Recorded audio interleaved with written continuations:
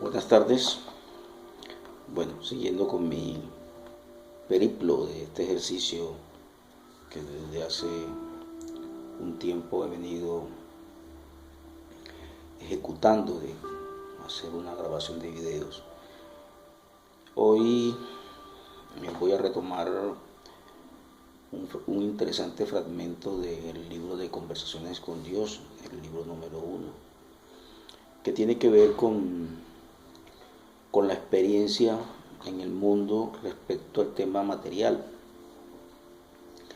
Cómo esas expectativas que nosotros tenemos, producto de cómo hemos concebido esta vida en el mundo, cómo tenemos que realizar acciones para obtener nuestro sustento básico.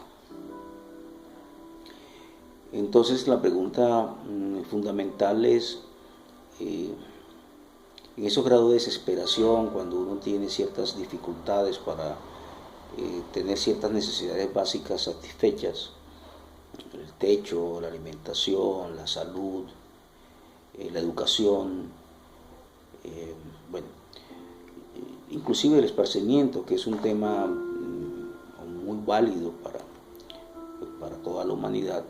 Entonces surge este tipo de reflexiones, de preguntarse uno, bueno, ¿cuál es el propósito de nuestras vidas?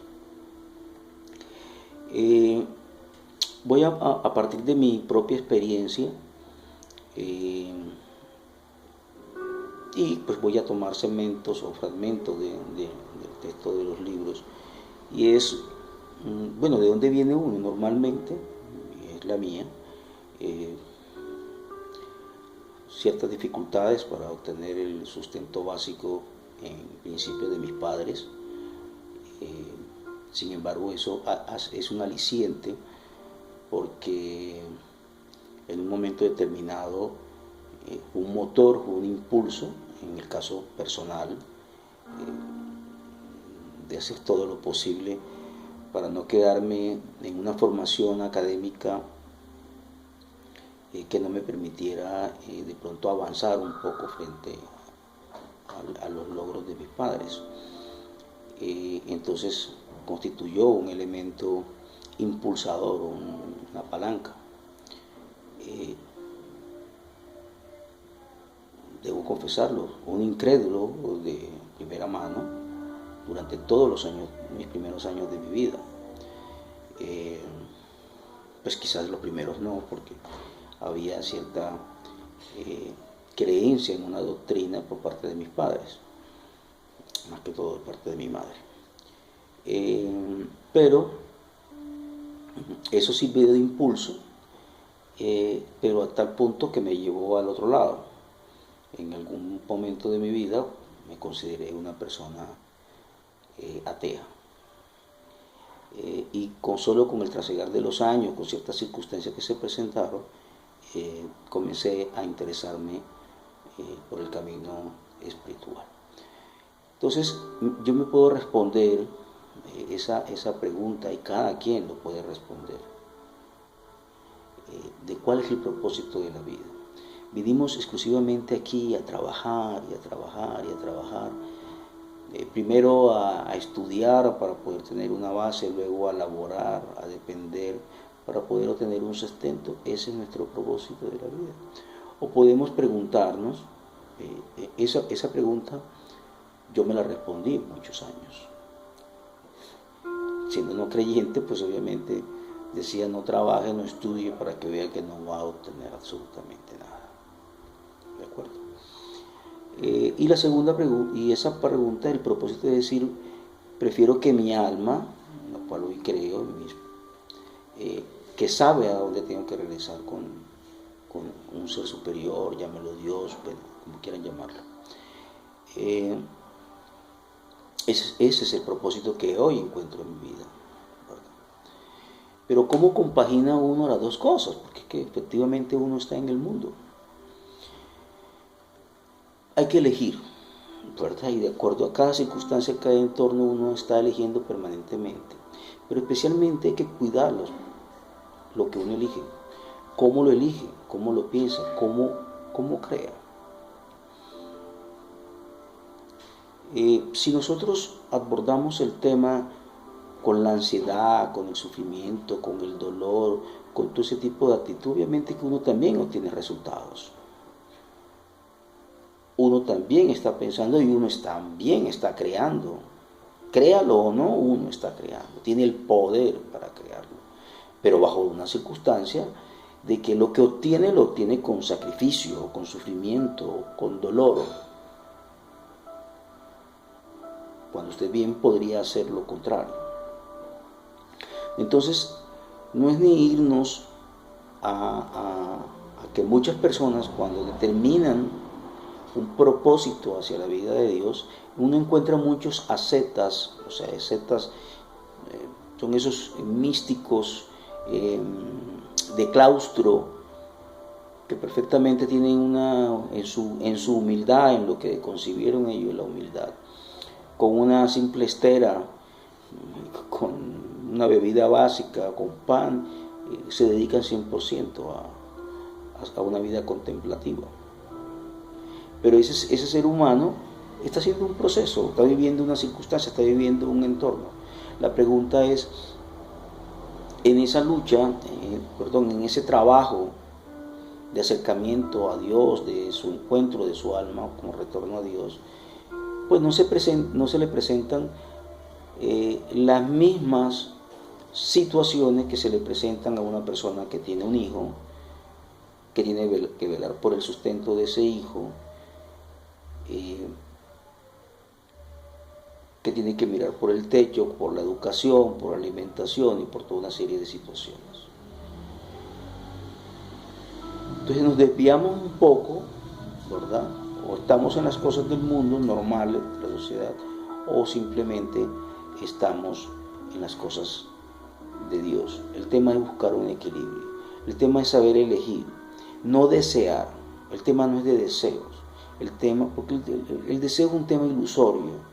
El tema de crear, de elegir, es que siempre tenemos la oportunidad de creer, de elegir nuevamente, de crear unas nuevas circunstancias, unos nuevos entornos, pero cuidándonos en el pensamiento, en la palabra y en la acción.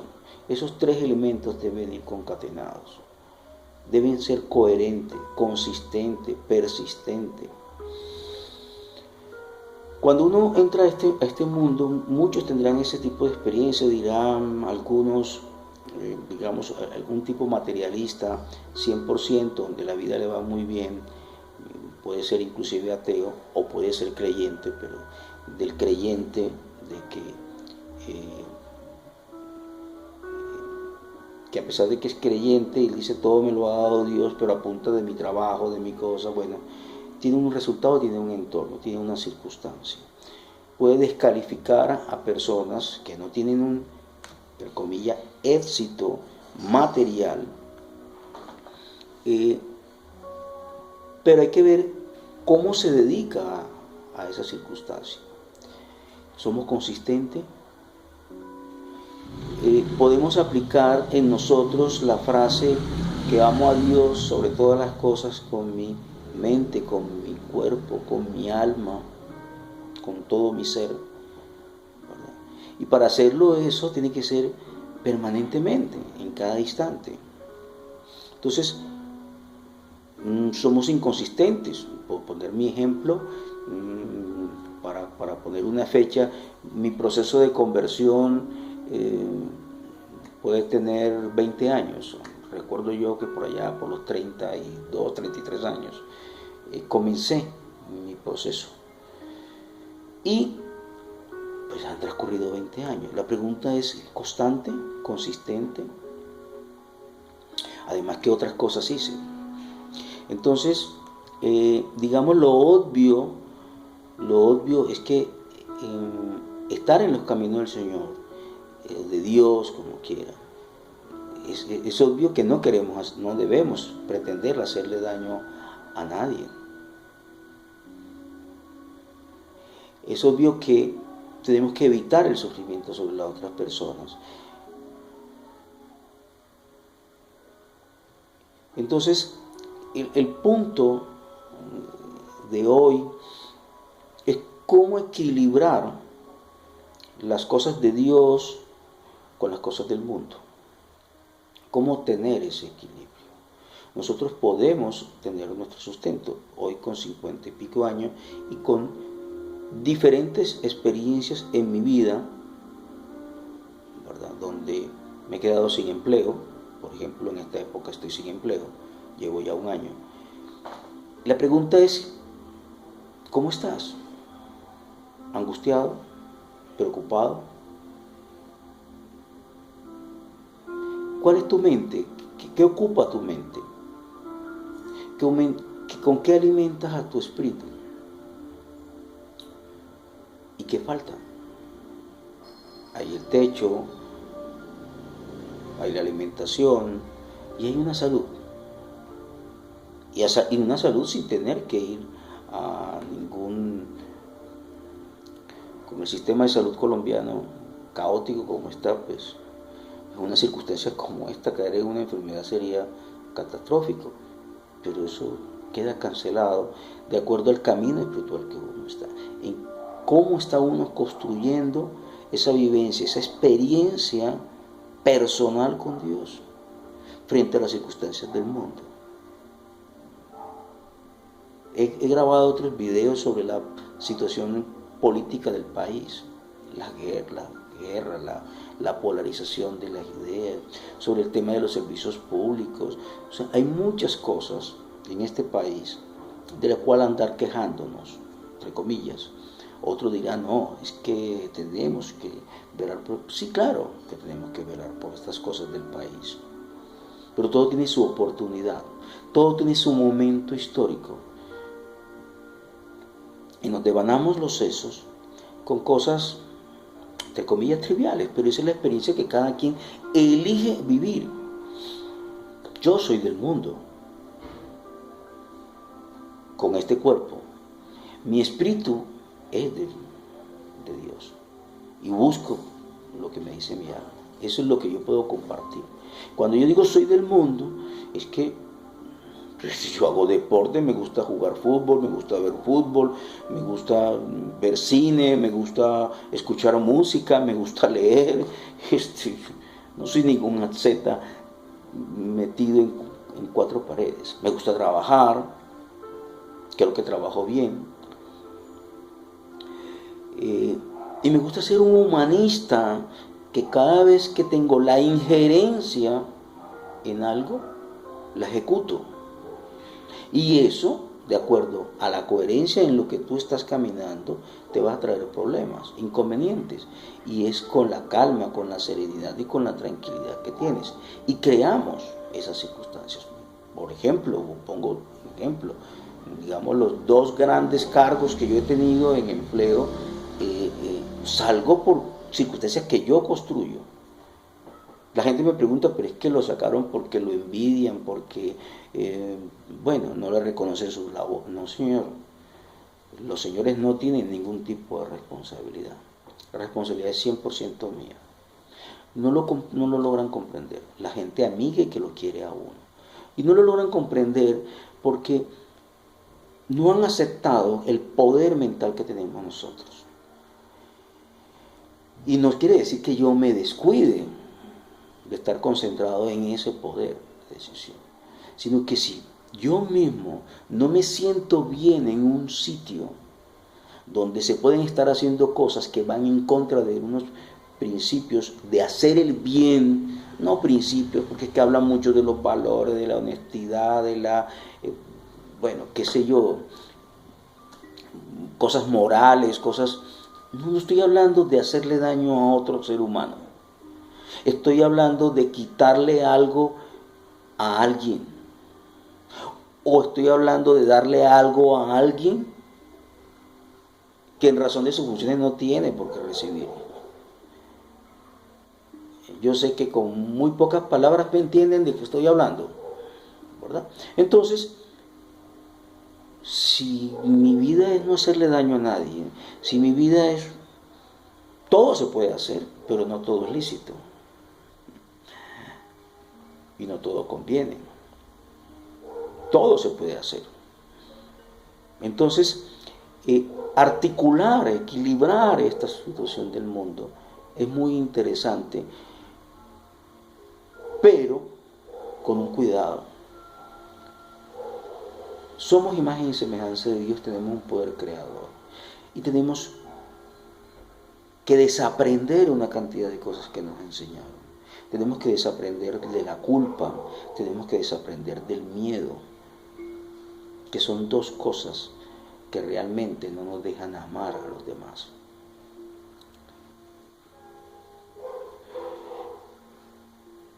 Cuando hablo de la culpa, hablo donde la mayoría de las personas que me van a ver quizás tienen que tener un tipo de relación con el cristianismo. Creo en Jesús como maestro, ¿no? Para que quede claro. Y mi proceso de conversión se dio en la Iglesia Católica. A raíz de un reto de una hermana de sangre cristiana, o sea, cristiana evangélica, ¿verdad? Pero terminé en el catolicismo. Y hay doctrinas y teología, mejor, bien estructurada respecto al tema del pecado original, una cosa muy mal enseñada. O sea, todavía no hemos nacido y ya nos están metiendo el sentimiento de culpa. No hemos hecho nada y ya tenemos sentimiento de culpa, ¿verdad? Y tienen toda una estructura, pero no aceptan la reencarnación que se trabaja en el Oriente.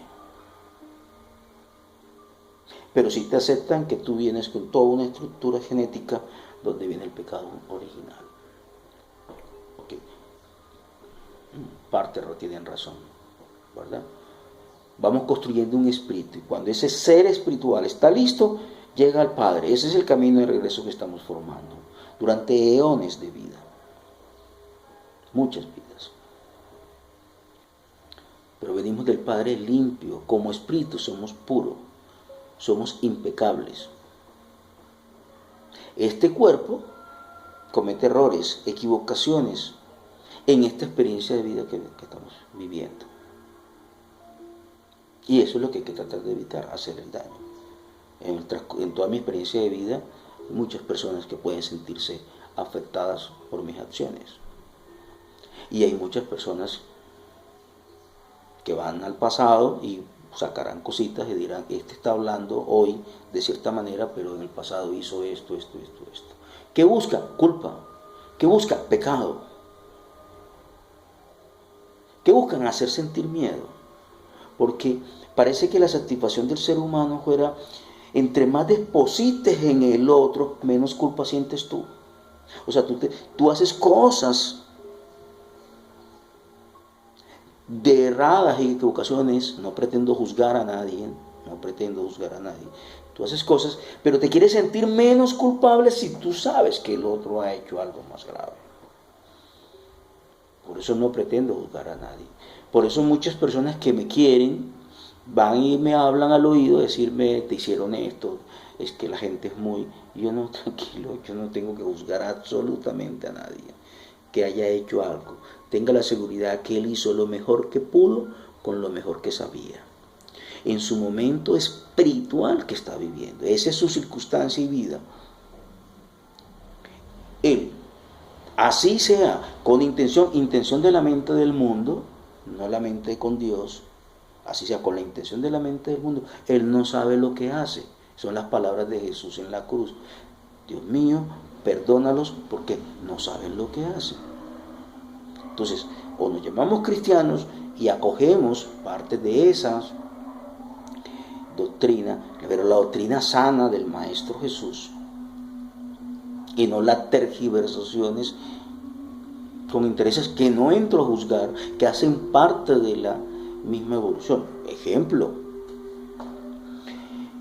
de Oriente a Occidente hay una diferencia.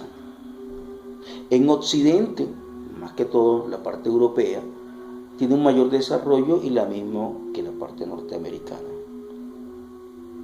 Mayor desarrollo que la misma parte de Oriente y que la parte sur americana. esos países europeos y orientales, con un interés, obvio, con un interés, que han evolucionado, buscan la evolución de las partes más atrasadas, con unos intereses. No voy a entrar en política ni en economía, pero hay una evolución.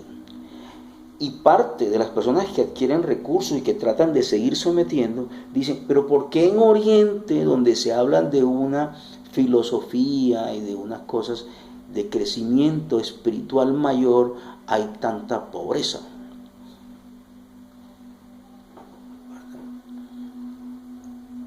Y en sectores de América, el sur de América, muchas culturas de nosotros, las raizales, las nuestras, nuestros indígenas, también tienen un concepto espiritual bastante fuerte, bastante alto, ¿verdad? Estas buscan la elevación. En evolución y elevación es un camino, debemos converger, no controvertir, no competir, no creer que ese materialismo europeo y americano es superior a lo otro, a lo que muchos quieren intervenir, porque es que no podemos permitir que el desarrollo se estanque. Entonces queremos modificarle la calidad de vida a nuestros indígenas o a nuestras personas de Oriente que viven en como ascetas espirituales con lo necesario, y esa es su vida, y tienen una cultura totalmente diferente. Entonces es importante el equilibrio, es importante romper esos paradigmas de la culpa, del miedo, para que pueda reinar el amor. Bueno, este es un video que se me ha alargado nuevamente. Quería compartir parte de esa experiencia de buscar ese equilibrio donde sabemos que podemos conseguir todos nuestros recursos, pero que es muy importante, cuidar la coherencia que existe entre lo que pensamos, entre lo que decimos y lo que hacemos. Ese es el camino del tener, pero es primero el ser, no es a la inversa. Se tiene y luego soy, no, es que yo soy una persona íntegra, consistente y coherente entre lo que pienso, siento, digo y hago. Por allá en la metafísica hay 4 palabritas, ¿verdad? Soy osado, hago,